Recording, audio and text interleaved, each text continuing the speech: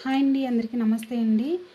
మనమైతే ప్రసాదాల రెసిపీస్ అయితే డైలీ పోస్ట్ చేస్తున్నాం కదా, నవరాత్రుల స్పెషల్. ఈరోజైతే 4వ రోజు ప్రసాదంగా అమ్మవారికి అయితే రవ్వ కేసరి పెడతారండి. సింపుల్గా మనము హెల్తీగా ఎలా చేసుకోవాలో చూపిస్తున్నాను. ఇది వచ్చేసి నేను 2 స్పూన్ల నెయ్యి యూజ్ చేసి ఎలా చేసానో చూపిస్తాను. చాలా టేస్టీగా ఉంటుంది. ఫస్ట్ అయితే 2 స్పూన్ల నెయ్యి వేసుకుని దాంట్లోనైతే డ్రై ఫ్రూట్స్ వేసుకుని పక్కన పెట్టుకోవాలి. ఆ తర్వాత మీరు ఏ కొలతతో తీసుకోవాలనుకుంటున్నారో నేను ఇక్కడ గ్లాస్ తీసుకున్నాను. గ్లాసు నూక తీసుకుని దీనినైతే బాగా ఫ్రై చేసుకోవాలండి, మనకి మంచి కలర్ వచ్చేంత వరకు. ఇప్పుడైతే ఒక స్పూన్ అయితే నూనె వేసుకోండి. నూనె వేసుకుని ఒక్కసారి అయితే మనమైతే ఇలాగా కలుపుకోవాలి. ఒకవేళ మీకు తక్కువ నెయ్యి యూజ్ చేయాలి అని అనుకుంటే నెయ్యి లేని వాళ్ళు కూడా ఇలాగా చేయవచ్చు, చాలా టేస్టీగా ఉంటుంది. ఒకవేళ నెయ్యి ఉంటే ప్యూర్ నెయ్యి వేసుకుని చేసుకోండి, ఇంకా టేస్టీగా ఉంటుంది. ఇప్పుడు దీంట్లోనైతే నేనైతే ఒక 4 కప్పుల వాటర్ అయితే తీసుకుంటున్నాను. ఇప్పుడు 1 కప్పు తీసుకుంటే 4 కప్పులు తీసుకోవాలండి. దానికి వాటర్ అనేది ఇక్కడ తీసుకున్నాం కదా, దాంట్లోనే 1.5 అయితే కప్పు షుగర్ అయినా లేదంటే బెల్లం అయినా యూజ్ చేసుకోవచ్చు. నేను ఇక్కడ హెల్దీ వర్షన్లో చేస్తున్నాను కాబట్టి బెల్లంతో చేస్తున్నాను.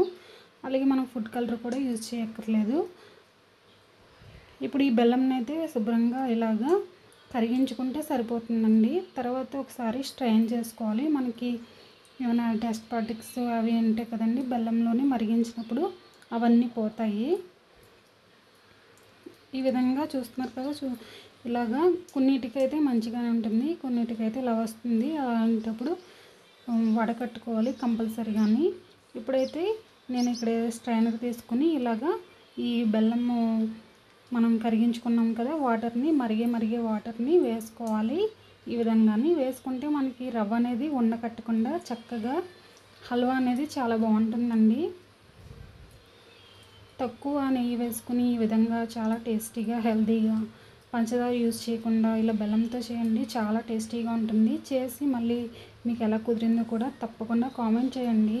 అలాగే ఒక చిన్న లైక్ చేయండి. మన ఛానల్ని ఫస్ట్ టైం చూసినట్లయితే అలాగే సబ్స్క్రైబ్ కూడా చేసుకోండి తప్పకుండా. మరిన్ని మంచి రెసిపీస్ మీ ముందుకు వస్తూ ఉంటాయి డైలీ.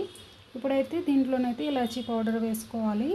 ఇప్పుడైతే ఇలాచీ పౌడర్ వేసుకున్న తర్వాత ఇప్పుడు ఫైనల్గా మనమైతే ఫ్రై చేసుకున్న డ్రై ఫ్రూట్స్ని వేసేసుకోవాలి. అంతే అండి, మనం చాలా సింపుల్గా ఏదన్నా అమ్మవారికి ఫాస్ట్గా అయిపోయే ప్రసాదం అంటే ఈ రవ్వ కేసరి అని చెప్పచ్చు. చాలా ఫాస్ట్గా అయిపోతుందండి. ఇప్పుడైతే కొంచెం లాస్ట్లో 1 స్పూన్ నెయ్యి వేసుకుని ఈ విధంగా కలుపుకుంటే చాలా టేస్టీగా ఉంటుంది. అంతే అండి, 4వ రోజు ప్రసాదం అమ్మవారికి ఇలాగ రవ్వ కేసరి పెట్టి మీరు కూడా తప్పకుండా అమ్మవారి ఆశీస్సులు పొందండి.